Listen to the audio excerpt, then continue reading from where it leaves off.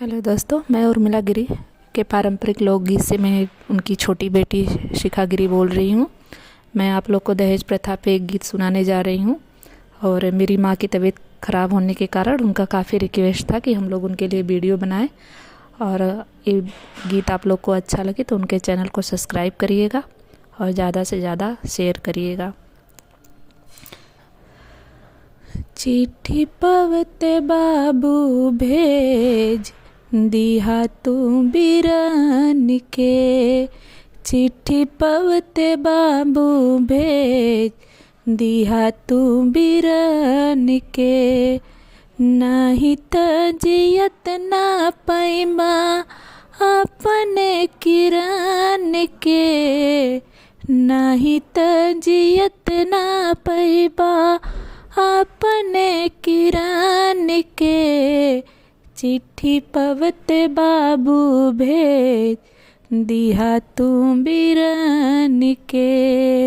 एक किरण नाम की लड़की है, उसकी शादी हो गई है और उसके ससुराल वाले बहुत ही प्रताड़ित कर रहे हैं। तो चिट्ठी के जरिए अपने मायके वालों को संदेश दे रही है। कैसे कि सास और ननद नित त्रास मचावेली, सास और ननद नित त्रास मचावेली, दिया और सलाई धई हमें धमकावेली, दिया और सलाई धई हमें धमकावेली,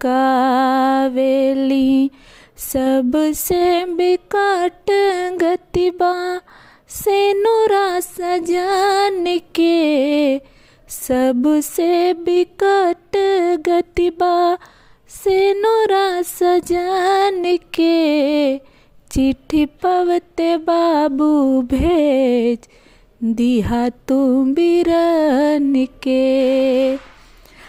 कोहिलो की केहू का हमारे कई पाई, कोहिल की केहू का हमारे कई पाई, कौनऊ तरह के कोई मुकदमा चलाई, लाश का पता ना चली धरती गगन के, चिट्ठी पवते बाबू भेज दिहा तू बिरन के, नहीं त जियत ना पैबा अपने किरण के, चिट्ठी पवते बाबू भेज दिहा तू बिरन के, चिट्ठी पवते बाबू